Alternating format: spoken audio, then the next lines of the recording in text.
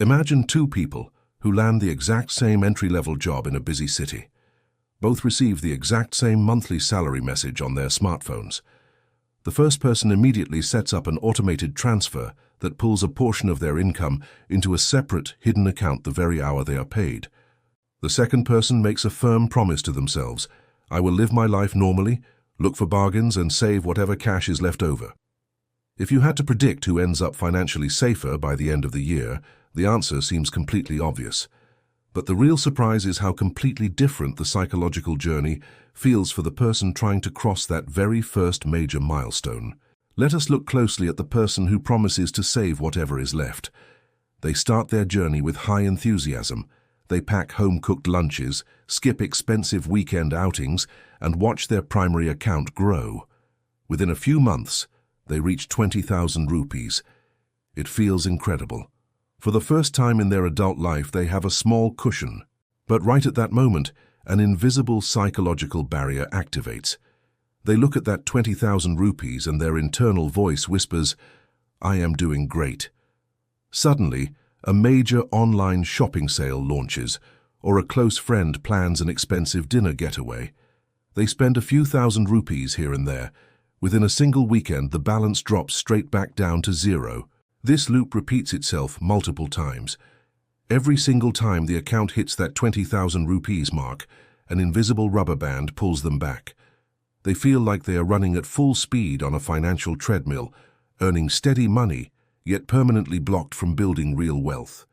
To understand why this feels impossible, we have to look at how our brains process unfamiliar numbers. When starting from zero, a balance of 20,000 rupees feels like a massive surplus of unassigned cash, rather than a stepping stone.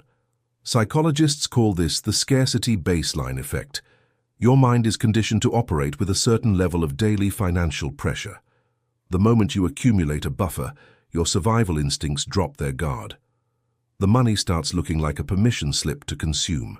The real consequence of this psychological loop hits heavily on an ordinary, stressful evening around the end of the year. The savings account has just been drained back to zero. The next morning, a sudden mandatory life event occurs. A parent requires an urgent medical test, or a landlord demands an unexpected maintenance adjustment of 30,000 rupees immediately. The person opens their banking application, staring blankly at the screen. The screen offers no answers. The panic is a cold, heavy ache. They realize that despite hard work and promotions, they are one minor event away from collapse. The turning point happens through a quiet, grounded moment of absolute honesty at a kitchen table. The problem was never their lack of discipline. The problem was the system design. To break the loop, you must shift your strategy from willpower to system design. Make the money completely invisible to your daily self. The automated system must move a portion, perhaps 10,000 rupees, into an account that has no debit card and no easy mobile access. When your primary account looks small, your brain maintains discipline.